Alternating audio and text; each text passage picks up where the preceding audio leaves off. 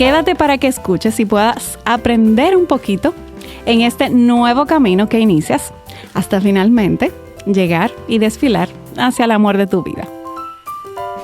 Hola Laura. Hola Mari. Gracias por venir. No, gracias a ti por la invitación. Extrañando a Kim, pero tú la representas hoy también. Totalmente. Y de verdad que muy agradecida de estar aquí, muy especial de que hablar de este tema contigo, porque tú viviste la boda mía conmigo. Sí, o sea que aparte de que ya, aunque hablemos de dinero y todo eso, ya me conociste como novia. Así también. mismo. Y espero que haya sido novia aprobada. Espero que haya sido una buena experiencia. Para el que no sabe, yo le hice el video de la boda a Laura. Sí. Y no me imaginé que un tiempo después íbamos a estar hablando de dinero en un podcast. Sí. Me encanta lo que estás haciendo con Kim. Gracias. Y estás trayendo mucha luz a todos. Sí. Y ahora que, como vamos a hablar de parejas, yo dije, contrale, qué bueno sería como que una pareja antes de casarse pueda saber como que tener esas herramientas que le pueden ayudar después a su vida futura. Claro, totalmente. Entonces, no, y es que yo digo que es una meta para toda la vida. O sea, porque exacto. no solamente es el día de la boda, ya es tu pareja. Como yo tenía un profesor en el colegio que me dijo, oye, Laura, tú vas a hacer las dos decisiones más importantes que tú vas a hacer en tu vida. 1 es tu carrera y 2 es tu pareja. Así Entonces, en la boda, no solamente es el día de la boda, sino que tú estás asumiendo un compromiso con la pareja que tú esperas estar por el resto de tu vida. Y la idea es que esa pareja sea un equipo, te impulse. Y claro que uno de los temas principales para llevar la fiesta en paz y que todo dure es el dinero. Claro. Y diciendo eso que estás ahora abarcando, ¿cuál tú entiendes que es esa conversación difícil que tienen que tener los novios antes de casarse? Como que, ok, ya yo te elegí como la persona con la que yo quiero estar el resto de mi vida, pero toca hablar del dinero. Sí, yo creo que es sincerarse. O sea, no es que te voy a decir, mira, tienen que hablar específicamente de todo, pero más que nada sentarse de, ok, hablemos de las deudas que yo tengo, hablemos de mis ingresos, que hay mucho tabú de que la gente dice, no, es que él o ella no puede saber cuánto yo gano. Nos criaron con eso, diciendo, no, tú nunca puedes decir cuánto tú ganas. No, eso se quedó en el pasado. Claro. Ya hoy en día tenemos que saber dónde estamos parados, porque la idea es que, como te decía, sea un equipo, no sea una competencia. Y como yo no voy a saber cuánto tú generas, cuánto tienes de deudas, cuáles son tus tarjetas de crédito, cuál es tu historial crediticio, que aquí todavía no está esa cultura, pero en Estados Unidos todo el mundo sabe su historial y su puntaje crediticio. ¿Cuáles son tus metas individuales? Porque que nos casemos no significa que yo no voy a tener metas individuales. No, yo debo tener mis metas individuales también. ¿Cuáles son nuestras metas en conjunto? ¿Cuál va a ser nuestro presupuesto ahora en adelante? Ok, vamos a ver. Ingresos. Ese es el primer paso. Ok, ¿cuántos ganamos cada uno?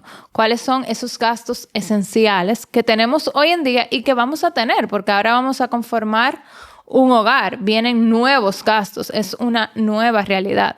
¿Cuáles son esos gastos secundarios? Que ahí está el balance, ¿verdad? El entretenimiento, el Vivan de Pamela Suet, pero que tiene que estar registrado, controlado con un límite.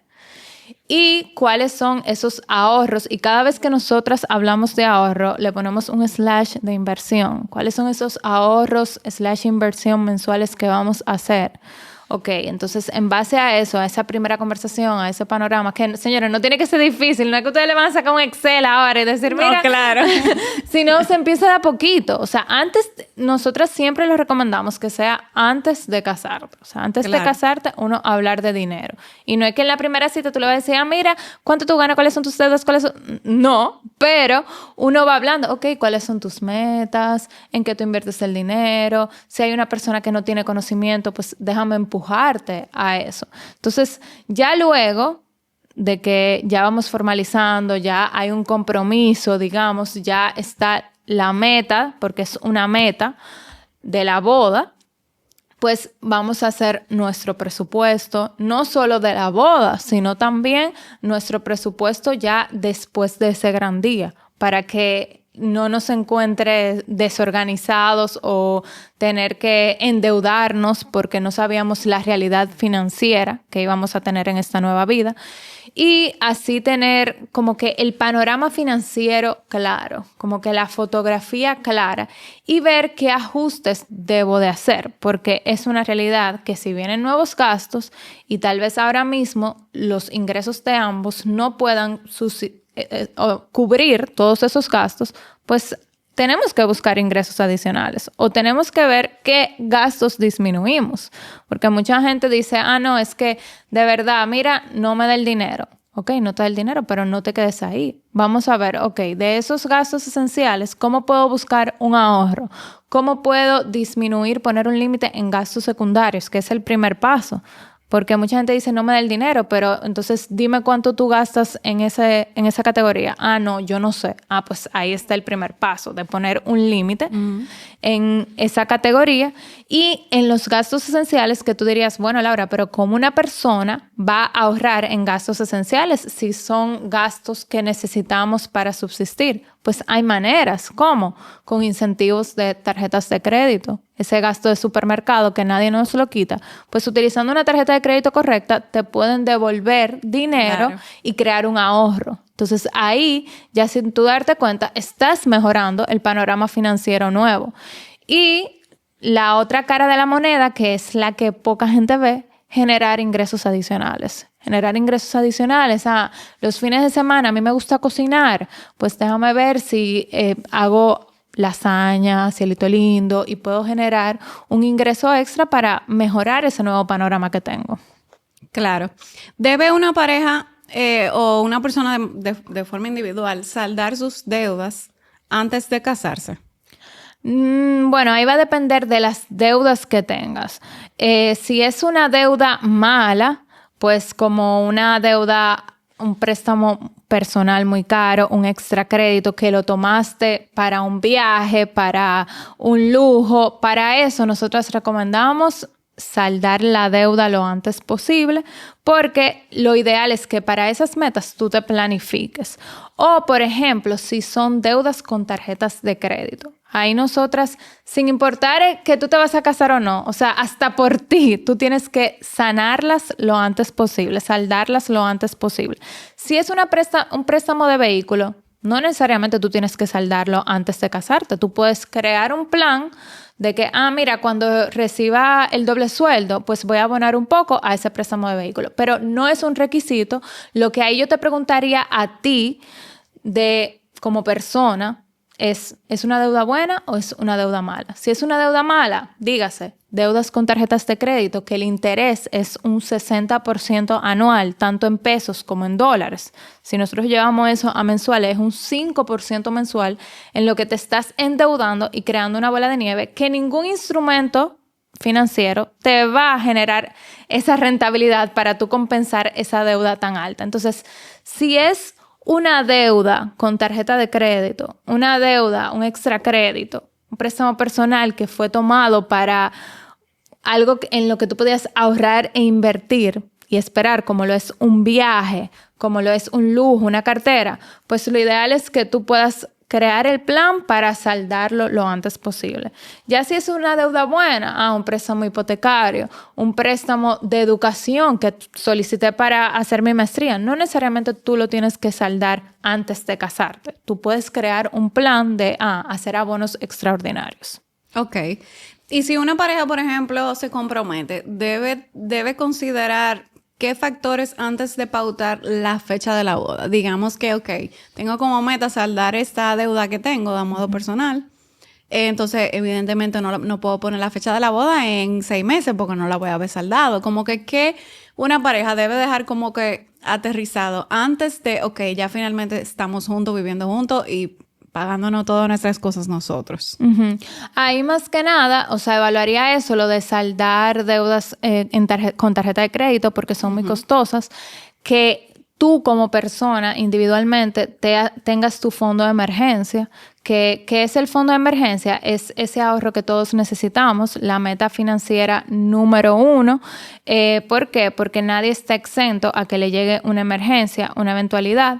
Entonces, lo ideal es que tú tengas creado ese fondo de emergencia. Idealmente, ese fondo de emergencia debería ser equivalente de 3 a 6 meses de tus gastos fijos y esenciales. Dígase que cuando ustedes estaban creando ese presupuesto, el mío de Laura, un ejemplo, son 40,000 pesos mensuales en gastos esenciales, pues esos 40,000, lo ideal es que yo tenga el rango de 3 a 6 meses. Yo tomo esos 40,000 y lo multiplico por 3 y lo multiplico por 6. Entonces, idealmente que yo tenga 3 meses de mi fondo de emergencia. Entonces, es una meta que no se alcanza de la noche a la mañana, que toma tiempo, pero ¿por qué es importante tú tenerla antes de casarte?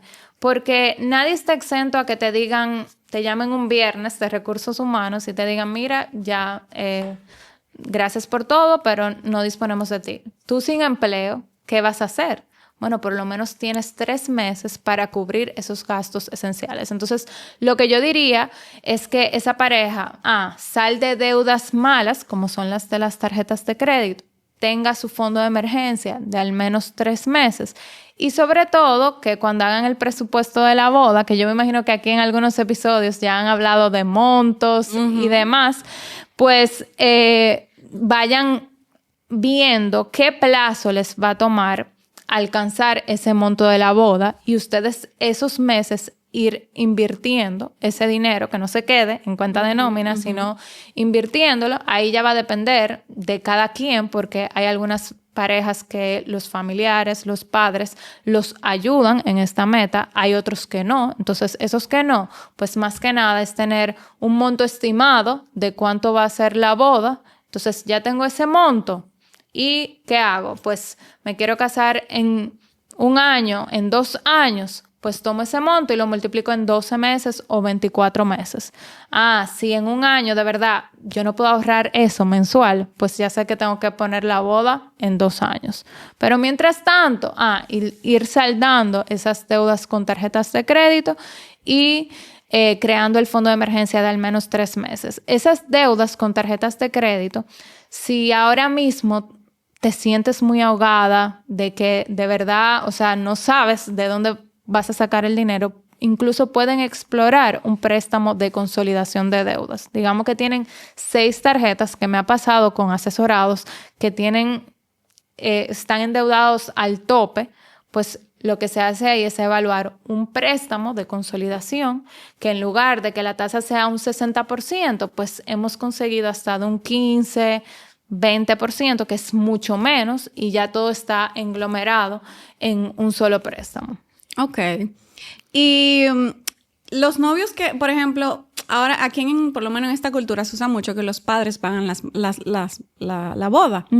Pero una pareja que tal vez los padres no se puedan involucrar mucho. ¿Deberían endeudarse para hacer una boda? Nosotras no lo recomendamos, honestamente. No me mates, pero no lo recomendamos. ¿Por qué? Porque para eso nosotros podemos planificarnos y sacar un dinero, invertirlo todos los meses. Sí, puede ser que tome más tiempo, pero al final del día no pasas, luego de que pase la boda, vas a seguir pagando intereses sobre intereses, en lugar de que tú digas, mira, yo me voy a tomar 2 años, voy a utilizar ingresos adicionales, voy a buscar nuevas fuentes de ingreso y voy a apoyar esa meta y voy a irlo invirtiendo. Entonces, lo ideal para nosotras es que lo inviertan, o sea, lo vean como una inversión. En caso de que definitivamente tengan que solicitar un préstamo, pues traten de que no sea toda la cantidad, sino que, ese año que yo me voy a tomar de planificación para la deuda o ese año y medio, pues déjame invertir lo más que pueda y no tener que pedir un préstamo muy alto, porque al final del día vas a tomar un préstamo, digamos, de 5 años, vas a tardar 5 años pagando intereses. Claro. Cuando podías decir, hago la boda en 2 años o en 2 años y medio, invirtiendo, generando intereses, y así no te quedas con una deuda al final. Claro, y tal vez en base a lo que se puede ahorrar o invertir, definir también el tamaño de la boda, ¿ok? Lo que podemos hacer es eso. Totalmente, totalmente. Y ahí ya va a depender de cada quien, de lo que cada quien pueda ahorrar mensualmente, y al final del día, esos intereses de año y medio, 2 años, pueden ayudarte a una experiencia en la boda, por ejemplo. Una partecita de la decoración, por ejemplo. O un photo booth que quiero poner el día de la boda. Eso lo pago los intereses de mis inversiones. Entonces, al final del día, sí recomiendo mucho eso de que aplatanar la boda, porque muchas mujeres tenemos la boda de nuestros sueños, ¿verdad? Pero también preguntar al bolsillo, a nuestra situación financiera, ok, ¿cómo la puedo adaptar de una forma que sea bonita la boda, pero tal vez tenga que ser un poco más íntima? Ya yo irme con invitados familiares, amigos más cercanos, y no hacer una boda mega grande, porque ahí los gastos se disparan. Claro. Y tú que hablabas del fondo de emergencia, al momento ya de unirse, que, por ejemplo, que cada uno tiene su fondo de emergencia, ¿sería entonces ahora un solo fondo de emergencia para los gastos de la casa? ¿O siguen siendo de forma individual? Mira, pueden tener un mix, o sea, tener el presupuesto general de la familia y en base a esos gastos esenciales, pues sacar el fondo de emergencia.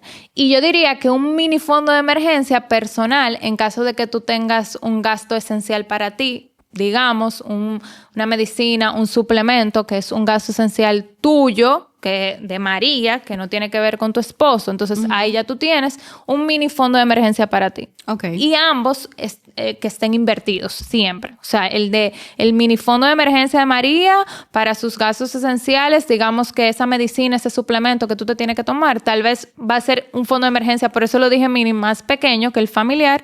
Ese está a nombre de María, invertido en una inversión. Y el fondo de la casa, del hogar, pues también invertido de manera mancomunada. O sea, a nombre tuyo y de tu esposo. E invirtiendo en diferentes instrumentos del mercado de valores o del sistema financiero. Ya ahora hay múltiples opciones donde tú puedes generar muchísimo más que una cuenta de ahorro regular y aún así sacar tu dinero cada 24 horas, fácil acceso, que es lo que necesitamos para el fondo de emergencia, porque las eventualidades, las emergencias llegan sin avisar. Uh-huh. Y, por ejemplo, ya después que decidimos casarnos, estamos listos, tenemos el dinero para cubrir nuestros gastos, ¿cómo se debe manejar lo que pagas tú, lo que pago yo? ¿Cuántas cuentas se recomienda tener como que dentro de una misma familia? Uh-huh. Tú dices para la boda, lo que pagas tú. No, yo digo ya después que nos casamos en los gastos de la casa. Ok, en los gastos de la casa. Mira, hay diferentes formas de llevar el presupuesto y va a depender de la pareja. Yo te digo que cuando Marcos y yo, mi esposo, empezamos, que no estábamos casados, pero vivíamos juntos, entonces teníamos gastos comunes, llevábamos las finanzas muy diferente a como las llevamos ahora que estamos casados. Entonces, hay 3 maneras generales, universales. Una que es la que te recomiendan en la iglesia, en la iglesia católica, cuando tú haces el cursillo y todo eso, que es unir todos los ingresos. Dígase, vamos a tener una cuenta a nombre tuyo y de tu esposo. Ahí se unen todos los ingresos, se cubren todos los gastos del hogar y ya luego el excedente, pues, es para gastos individuales. Entonces, esa es la primera opción. Todo unido. Hay otra opción que es 50 y 50. O sea, que digamos que aquí tenemos el presupuesto de todos los gastos que tenemos. Todo se divide entre 2. Esa era la que yo llevaba al inicio, antes de casarme, cuando vivíamos juntos. Mitad y mitad, miti y miti. Y la tercera forma es por renglones, que aquí se puede ajustar mucho de acuerdo al porcentaje de ingresos. Dígase que, por ejemplo, tú ganas más que tu esposo ahora mismo, entonces ahí se puede ajustar un poquito. ¿Y cómo es eso de renglones? Pues se dice, no, mira, tú cubres la renta o la cuota del préstamo hipotecario, el supermercado, que si tenemos asistencia del hogar, tu esposo cubre la electricidad, otros gastos que son esenciales, que si medicina, que el colegio, en caso de que tengan hijos, y así se divide por renglones. Entonces no estamos tanto como que mitad y mitad todo, sino por renglones. Esa es la que llevamos mi esposo y yo ahora y nos ha ido bien. Entonces, ¿por qué te digo que va a depender de la pareja? Porque mira cómo nosotros cuando iniciamos nos iba bien con el 50 y 50, pero ya luego de manera natural, no fue que dijimos, mira, vamos a cambiar, fuimos cambiando por renglones y ahora la llevamos así y nos va muy bien. Entonces, ¿qué yo le diría a las parejas? Que eso primero hay que sentarse a hablarlo. Hay que sentarse y decir, ok, mira, esta es nuestra realidad. Ahora mismo tú ganas más, yo gano más. Entiendo que tal vez el 50 y 50 pues no es muy equitativo en nuestro caso porque tenemos ingresos muy diferentes. Entonces vamos a ver si probamos la opción 1 de unir todos los ingresos, por ejemplo, y ya los gastos, lo que quede para gastos individuales. Pero ¿qué pasa? Esa pareja luego empieza a ver que el otro lo está controlando mucho con los gastos individuales, empieza a haber fricción y todo lo demás. Pues es hora de sentarse y decir, pues entonces vamos a probar otra. Vamos a probar la de los renglones, que sea más equitativo de acuerdo a lo que tú ganas, lo que yo gano, y ya nadie se mete en si yo quiero comprar una blusa en Zara, si quiero comprar unos zapatos en H&M, ¿entiendes? Entonces ya va a depender mucho de la persona. Entonces es una conversación que hay que tener de ver cuál de los métodos genera menos fricción, es el que se lleva más bien, más sostenible a largo plazo, y de eso depende mucho el éxito, yo digo, de unas finanzas en pareja, de la comunicación. Porque al final del día, si uno va a estar con infidelidad financiera, que no quiero saber que el otro, qué estoy haciendo que el otro sepa qué yo estoy haciendo con mi dinero, pues ahí es que empiezan las fricciones. Entonces, al final del día, lo que más yo recomiendo a una pareja para llevar sus finanzas bien es la comunicación y entender que ustedes son un equipo, no una competencia. Claro, esa es su principal empresa, ellos dos. Sí, totalmente, totalmente. ¿Y ustedes recomiendan comprar o alquilar en un inicio? Bueno, ahí también depende de la situación. O sea, hay muchas personas que ahora mismo, por ejemplo, no están preparadas para comprar. ¿Por qué? Porque no tienen todo lo que conlleva comprar un inmueble. Porque mucha gente dice, no tengo el 20% del inicial, pero no solo el inicial. Tú también tienes que ver que hay impuestos, que si el impuesto de transferencia, que si el IPI, que si también el seguro, el mantenimiento. Las cuotas mensuales. Las cuotas mensuales, totalmente. Entonces, al final del día, lo importante es entender que comprar un inmueble, en caso de que quieran comprar, es una meta agresiva, que no son 2 pesos. O sea, ahí sí tenemos que prepararnos. Que ahora mismo no puedan hacerlo no significa que en un futuro no puedan.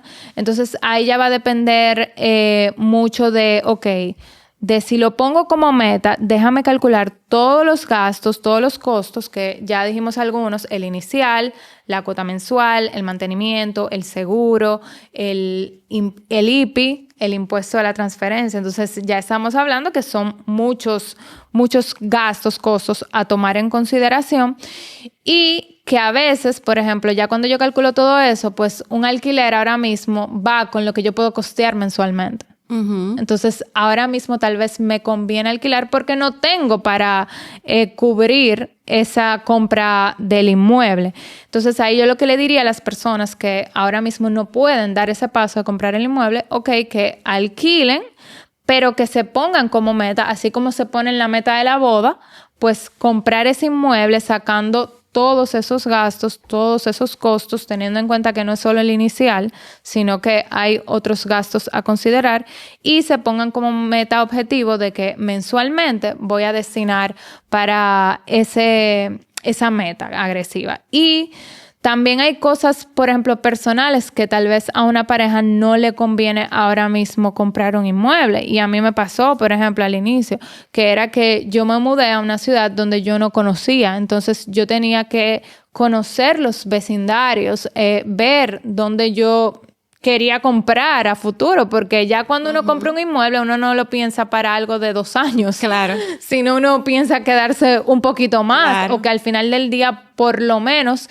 eso genere plusvalía o se pague solo, en caso de que luego yo tenga que irme. Entonces, por ejemplo, a mí, en su momento, podía tener tal vez parte del inicial o gran parte del inicial, pero no conocía los vecindarios. Entonces, ahí también yo le recomiendo a la pareja que antes de tomar una decisión apresurada, pues ya una vez, si tienen los gastos, los costos para dar el paso, pues que también entiendan dónde están haciendo la inversión, ver comparables. Nosotras siempre recomendamos comparar. Entonces, ver que lo que yo esté comprando pues sea similar a lo que hay en la zona para yo no estar haciendo una mal compra.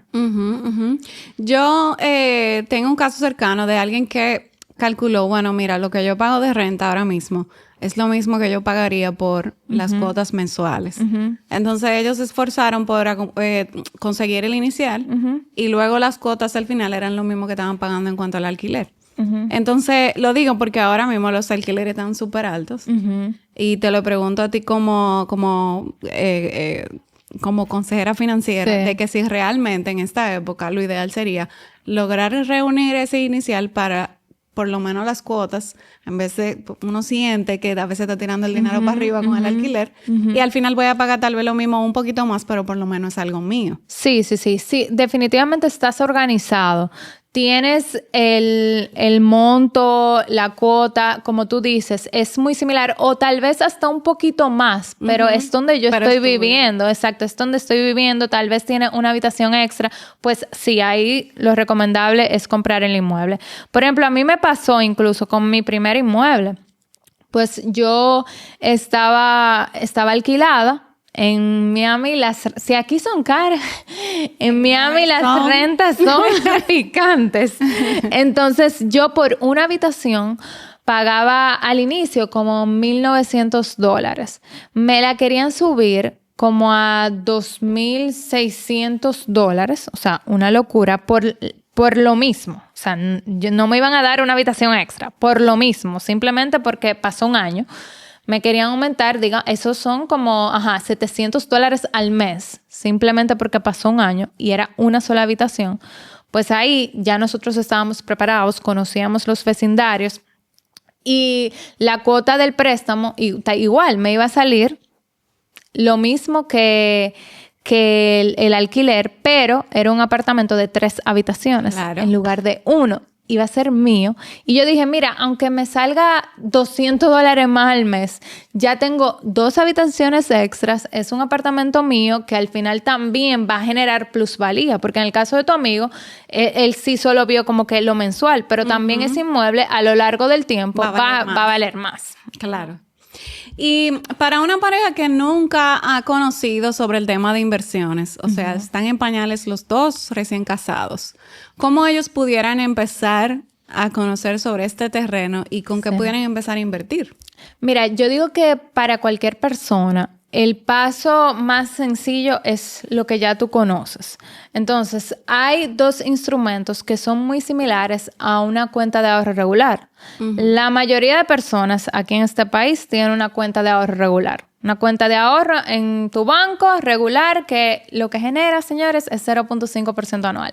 Entonces, el primer paso para cualquier persona, para cualquier pareja, es lo que más se parezca a eso. Entonces, hay 2 instrumentos que se parecen mucho a esa cuenta de ahorro regular, pero, con el gran pero, generan una rentabilidad mucho más atractiva, que son las cuentas de ahorro de alto rendimiento, que son muy similar a esa cuenta que ya tú tienes, pero en lugar de generarte un 0.5% anual, te generan un 4, 6, 7% anual. Ok. Tasa fija, desde el día 1 tú sabes cuánto vas a ganar. En la mayoría de los casos son digital, o sea que tú la puedes abrir totalmente digital. Estamos hablando que es mucho la diferencia. Y estas actualmente solo se pueden abrir personalmente, o sea, solo una persona, no se pueden abrir mancomunada. Okay. Pero hay otra opción que también es muy similar a esa cuenta de ahorro regular que ya tú tienes, que son los fondos de inversión líquidos. Entonces, estos fondos ya no son en bancos, o sea, ya usted no va a llamar a su banco a pedirle sobre este instrumento que les voy a comentar, sino es a través de administradoras de fondos de inversión, conocidas como AFI. Entonces, este instrumento, que muy poca gente lo conoce, bueno, ya se ha venido conociendo más, pero no es tan común como una cuenta de ahorro regular. Imagínate que es como una alcancía donde varios inversionistas aportan cierta cantidad de dinero. Tú aportas 1,000 pesos, porque con 1,000 pesos se puede empezar a invertir. Yo aporto 10,000 pesos. Una empresa X aporta 10 millones de pesos, porque las empresas también pueden invertir en él. Y todo esto se va recolectando en esta canasta. Y lo que hace la AFI, la entidad, es tomar esta canasta e invertirlo en cuentas de ahorro de alto rendimiento, en certificados financieros de diferentes bancos, en bonos del Banco Central, en bonos del Ministerio de Hacienda. Y por ende, como está invirtiendo en diferentes instrumentos con distintas tasas, no nos pueden garantizar una tasa fija. La rentabilidad es variable. Ok. Entonces, aquí ya vemos una diferencia con respecto a las cuentas que vimos anteriormente. La cuenta de ahorro de alto rendimiento es una tasa fija, que como dije puede ser hasta un 7% anual, en el caso de BDI. La cuenta de ahorro regular también tasa fija, pero es un 0.5%. Aquí tenemos tasa variable porque la canasta invierte en diferentes instrumentos con distintas tasas. Pero la ventaja que cuando tiene el apellido de que es líquido es que tú puedes sacarlo cada 24 horas en días laborables. Puedes aportar cuantas veces tú quieras, o sea que dígase que esa pareja no tiene creado el fondo de emergencia del hogar y dice, mira, voy a ahorrar 5,000 pesos cada uno o 10,000 pesos para el fondo de inversión líquido, para el fondo de emergencia, porque puedo sacarlo fácilmente. Eso se puede ir aportando, ya sea quincenal, mensualmente, o si solo quieres empezar con la inversión inicial para probarlo, también. Ellos son muy flexibles. Okay. Entonces, ahí básicamente la principal diferencia con la cuenta de ahorro es que tiene tasa variable, pero puedes sacarlo fácilmente y pueden abrirlo mancomunado. O sea, tanto a nombre de los dos. Eventualmente, cuando tengan hijos, también puedes abrirlo a nombre de tu hijo. Totalmente. Ese fondo de inversión que esté a nombre de mi hijo para su educación. Y todos los meses voy a ir aportando. Yo incluso con Kimberly, que su bebé Renata es mi ahijada, yo le deposito a su fondo también. O sea, aparte de darle su regalo de cumpleaños, le deposito a su fondo de inversión que ya lo tiene a su nombre, a nombre de Renata. Entonces ya ella tiene inversiones para su educación. Y eso va generando un interés compuesto, una bola de nieve. Entonces, ese es el primer instrumento que yo les recomendaría. No que se queden ahí, porque hay que seguir invirtiendo, pero ese es el más sencillo para empezar. Porque es muy similar a lo que ya tú conoces. Y en nuestro país ya hay 7 administradoras de fondos de inversión que tienen este fondo líquido. ¿Y cada qué tiempo yo veo lo que me está dejando esa inversión? Mensualmente te llega un estado de cuenta a tu correo electrónico y tú puedes ver cuánto te está generando. E incluso tú puedes diariamente, porque por ley ellos tienen que publicar en la página web de cada AFI cuánto generó diario. Ok. ¿Yo puedo reinvertir ese mismo dinero que me entró? Sí. Puedes reinvertirlo. Incluso ellos lo hacen automáticamente. Ok. Si tú lo necesitas retirar, es que tú tienes que enviar un correo notificando que te lo envíen a tu cuenta y automáticamente eso llega a tu cuenta. O sea, tú no tienes que desplazarte a ningún lugar. Todo es vía correo electrónico y es muy sencillo. También ahora mismo en ese fondo líquido las tasas, como son variables, ¿verdad? Rondan entre un 6.5 a un 9 y pico, 10% anual. Ok. ¿Y cuáles son los riesgos de este tipo de inversiones? Sí, mira, el riesgo primero es que la tasa es variable. Entonces, yo aquí te dije un rango, ¿verdad? 6, 10 y pico por ciento, pero el año pasado, 2025, en junio, eso estaba un 12%. Entonces, la tasa es variable. Entonces, eso es lo que tenemos que tomar en cuenta, el primer punto. Número 2, que si en el mercado, en la economía, vemos que las tasas van bajando, pues estos fondos no automáticamente, pero eventualmente se van a ver en bajada porque lo que hacen es invertir en esos mismos instrumentos. Dígase que cuando el Banco Central dice que disminuyó la tasa, en los certificados te van a disminuir la tasa. Entonces, en el fondo, eventualmente también la tasa se va a disminuir. Y mucha gente dice, bueno, ok, el riesgo de que, por ejemplo, la AFI quiebre, ¿qué va a pasar con mi dinero?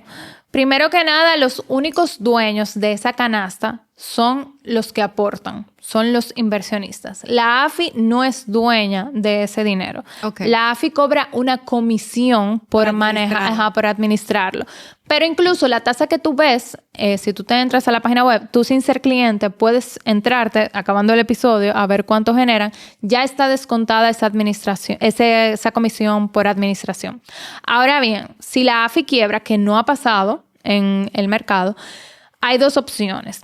Y eso la decisión la toma la Superintendencia de Valores, que es quien regula y administra las AFI.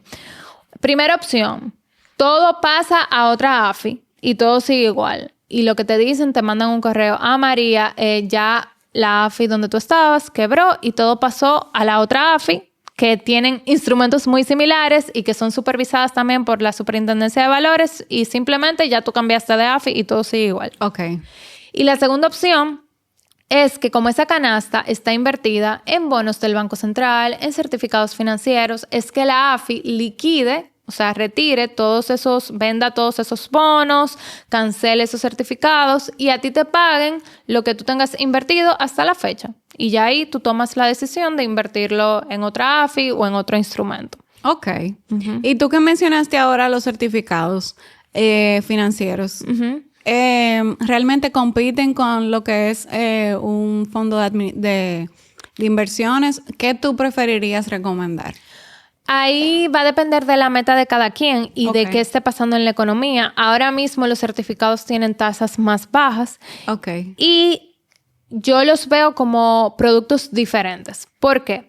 Porque un certificado financiero, por ejemplo, si tú quieres ese ahorro mensual que nosotros dijimos que lo vamos a destinar para el fondo de emergencia, en un certificado tú tendrías que abrir un certificado, otro certificado y otro certificado. Entonces, te vas a llenar de certificados.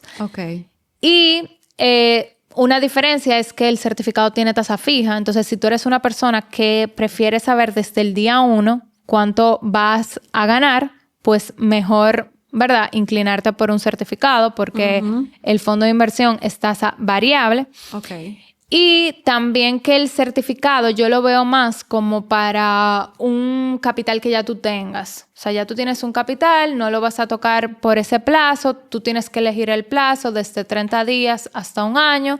Si lo sacas antes del año, pues te cobran una penalidad. En el fondo líquido no, tú lo puedes sacar cada 24 horas en días laborables. Entonces, ya va a depender mucho de la meta que tú tengas.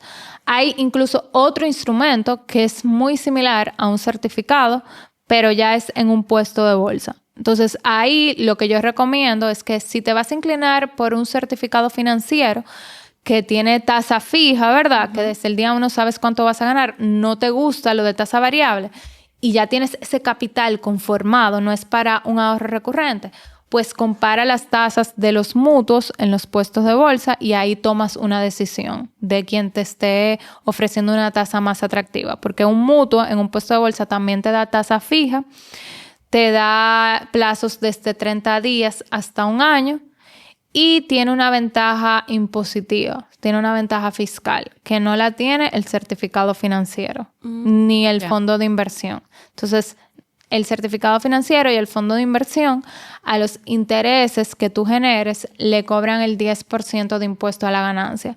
En los mutuos no, es un porcentaje mucho menor. Entonces, ahí es cuestión de comparar.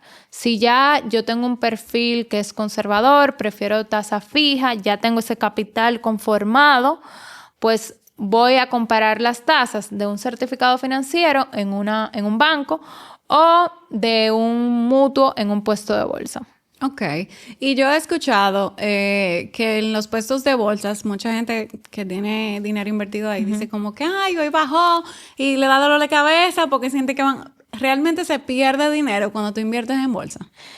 En el puesto de bolsa depende del instrumento que tú elijas. Ok. Si es un mutuo, tú sabes desde el día 1 cuánto tú vas a ganar, es tasa fija, entonces Ahí no va a pasar no va a nada. pasar nada, exacto. En el bono también te dan una tasa fija que tú te van pagando ya sea semestralmente, trimestralmente, no pasa nada. Hay un instrumento que se llama fondo cerrado inmobiliario en los puestos de bolsa o las acciones de las empresas, que ya esas sí tienen tasa variable. Entonces, ya sí fluctúan en las acciones con lo que esté pasando en la empresa. En los fondos cerrados inmobiliarios depende mucho del alquiler de esos inmuebles.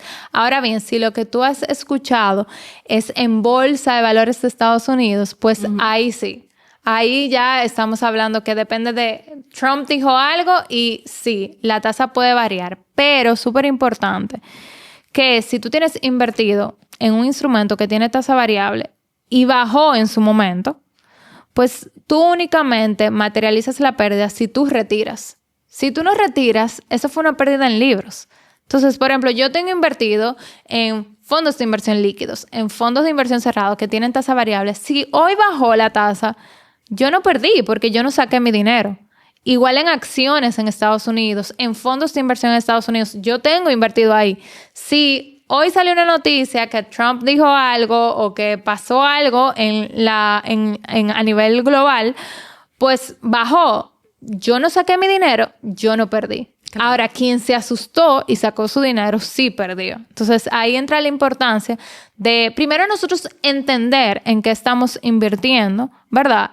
No es lo mismo invertir en una acción de una empresa que acaba de salir en Estados Unidos que tú invertir en un fondo de inversión de las 500 compañías más grandes de Estados Unidos. Que ya son estables. Exacto. Y que tú sabes que eventualmente van a recuperarse si pasa algo. Claro. Sí han estado en negativos en ciertos años, pero al año siguiente se vuelven a recuperar. Entonces, si yo veo un negativo en un fondo así del S&P 500 en mi portafolio, un día, pues simplemente yo sé que eso va a volver a recuperarse. Yo no me asusto y yo no vendo ahí, yo no retiro mi dinero porque ahí sí voy a perder.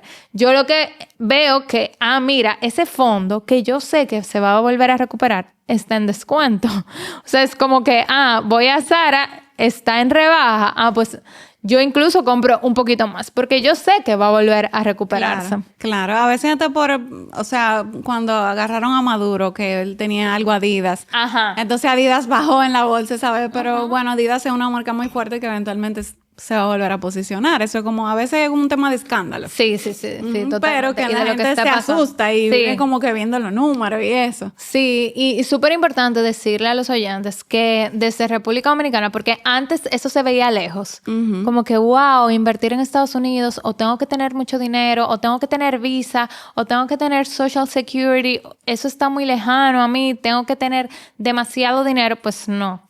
Hoy en día ya desde aquí, sin tener Social Security, sin tener visa, puedes invertir en el mercado de valores de Estados Unidos. Incluso hay un puesto de bolsa que te ayuda con eso, que te ayuda con todo el proceso. Entonces, ahí es súper importante que también entiendan que está esa posibilidad.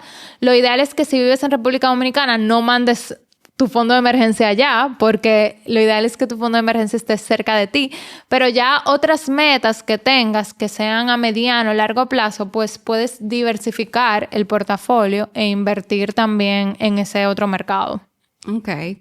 Y entonces, ¿cuál sería el orden recomendado de tu parte para una pareja que se comprometió que se va a casar? O sea, me refiero, no empezar por las inversiones, sino cuál sería el orden en que ellos deberían empezar a organizarse.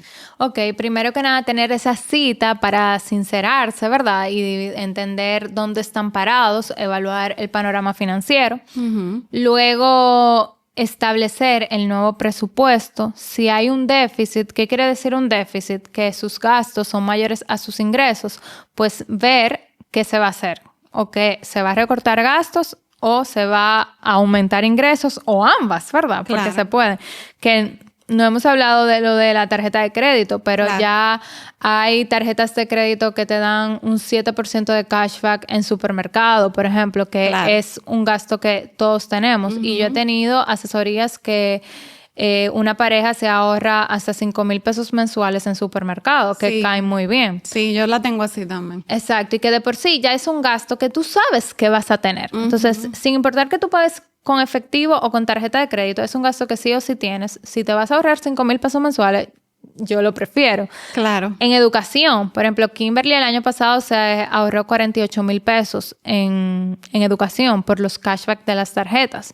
Entonces, ahí también súper importante, es un gasto fuerte que vamos a tener, pues déjame aliarme de esos ahorros que puedo tener en el mes. Entonces, primer paso, identificar el panorama financiero. Segundo paso, el nuevo presupuesto. Y si hay que hacer acciones de aumentar ingresos, disminuir gastos, pues plantearlas también. Y ya luego, en ese presupuesto, determinar un ahorro/inversión para sus metas individuales y para sus metas en conjunto. Y esas metas es importante que pues las escriban, las enlisten con monto objetivo, o sea, con monto total que quiero alcanzar, con monto mensual que voy a destinar y con plazo, para que así sea más fácil identificar el instrumento de inversión. Porque no es solo identificar, cuánto vamos a ahorrar en conjunto y de manera individual, sino también ponerle lugar a ese dinero que genere más intereses en los instrumentos de inversión que hablamos, en que si una cuenta de ahorro de alto rendimiento para el fondo de emergencia, un fondo líquido para el viaje que tenemos o para la boda, que no le tengo que pagar, por ejemplo, con los suplidores. Hay muchos que te tengo que pagar el 50%, pero el otro 50% ya es más cercano a la boda, pues todos esos meses yo puedo ponerlo en un instrumento mensualmente para que eso vaya generando y ya cuando llegue el momento del pago, pues ahí lo hago y ya tengo una ganancia adicional. Entonces ahí identificar eso. Y ya luego yo diría tener esas citas recurrentes. No te voy a decir que obligatoriamente la tengan que tener quincenal, mensual, pero sí la tengan recurrente para ver cómo va el plan que establecieron, qué pueden mejorar. Educarse en conjunto, si hay uno que no les gusta mucho las finanzas y hay otro que sí, pues ver de qué manera tú empujas al otro para que en conjunto, en equipo, puedan llegar más lejos. Entonces, yo creo que yo lo resumiría así, de que primero sentarnos para ver el panorama financiero, determinar el presupuesto, el monto a invertir y a ahorrar, ver ahí si, mira, también vamos a sacar una tarjeta de crédito para aprovechar esos beneficios. Hay uno que tiene un mal puntaje crediticio, pues vamos a mejorar eso. Eso viene mucho también con el cuarto paso de tener esas citas recurrentes para ver qué podemos mejorar y seguir educándonos para alcanzar todas esas metas. Ok, y en cuanto a las tarjetas que tú mencionaste, no sería de que voy a tener 10 tarjetas de crédito porque las 10 me dan un beneficio. No, para nada. ¿Cuántas tarjetas de crédito deben tener? Mira, ahí no hay una cantidad perfecta. Ok.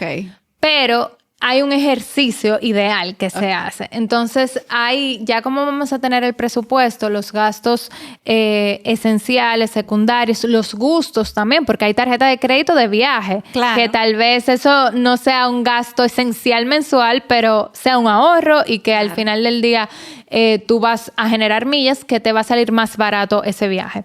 Entonces, ahí lo que nosotras siempre recomendamos es que ustedes calculen ese cashback, por ejemplo, una de supermercado. O sea, no tienes que tener 3 de supermercado. No, si tienes una de supermercado donde ya te devuelvan esos 5,000 pesos, pues o 4,500 o 3,500, depende de lo que tú gastes, pues ese beneficio lo voy anotando, ese cashback mensual.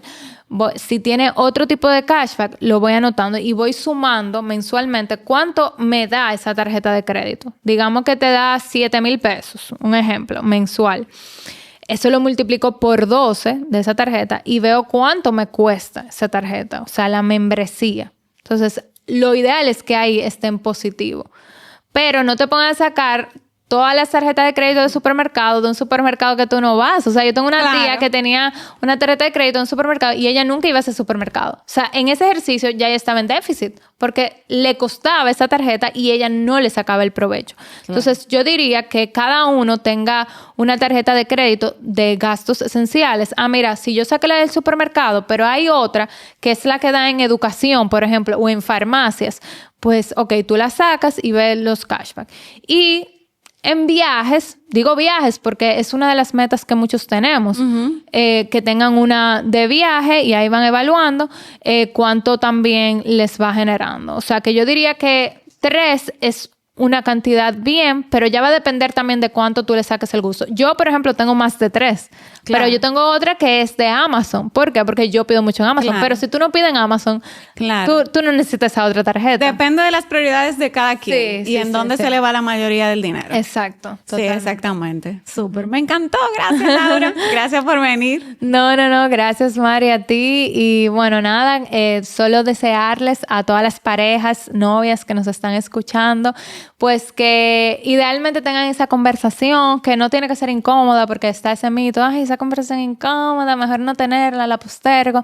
No, busca la manera de que sea digerible, de que sea fácil y en conjunto pues puedan llegar más lejos y que inviertan mucho. Claro. Y ustedes dan asesorías personalizadas, según escuché. ¿También Sí. pudiera una pareja tener una asesoría previa a casarse? Sí, Ok. totalmente. Y lo hemos tenido. Hemos tenido parejas que han tenido esa cita antes de casarse y también luego de meses la toman para ver como que, ok, ya con el nuevo panorama, pues cómo nos ha ido. Entonces nosotras tenemos, actualmente sacamos un servicio nuevo Ok. que se llama una mentoría, que ya es más, son 3 meses de acompañamiento para mejorar algún punto de organización financiera, inversiones, deudas. Y tenemos las citas médicas financieras, que ya ahí es 1 hora con nosotros, la tenemos de manera individual o en pareja. Entonces, eso pueden encontrarlo en las redes de nosotros, @economicsdata, y ahí de verdad tener pues una asesoría ya de tu panorama financiero. Como para ir arreglando problemitas. Exacto, tanto individual como en pareja. Excelente. Bueno, pues ya saben, señores, tomen esa decisión porque no es de amor solamente que se mantiene el matrimonio. Esa parte financiera es muy importante. Sí, no, yo diría que es vital. Claro. E incluso, lamentablemente, pero yo creo que eso ya va a ir cambiando. Es la segunda razón por la que ocurren más divorcios. Sí, claro. La parte de finanzas. Sí. Pero estamos trabajando para que eso cambie. Muy bien. Gracias a Laura y a Kim aunque Kim no está aquí, le doy las gracias porque es parte de Economics Data. Ay, por toda esta gracias, información súper valiosa. Gracias, Mari. Gracias. Feliz de estar aquí. Y a ustedes, gracias una vez más por escucharnos y vernos a través de YouTube. No olviden seguirnos en todas las plataformas. Bye.